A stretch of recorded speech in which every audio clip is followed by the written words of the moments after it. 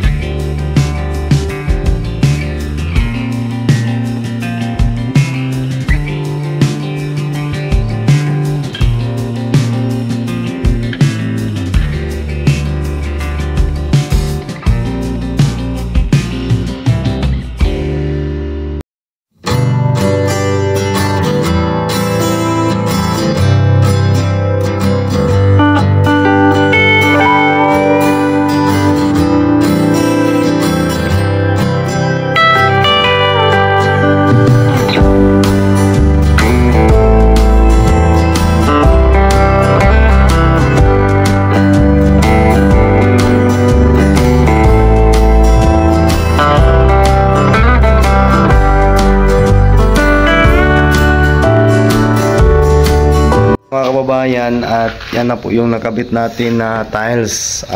Ayan po, at yung mga special cut natin ay hindi masyadong maliliit. Malalaki po yung mga special cutting natin mga kababayan. Ayan.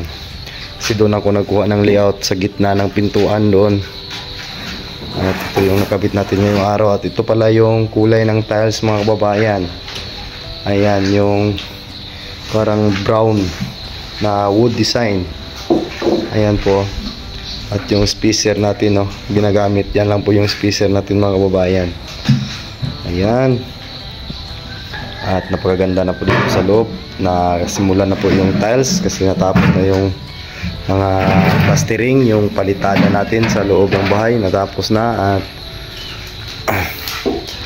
itong sinusunod ko pagkatapos nito, double wall.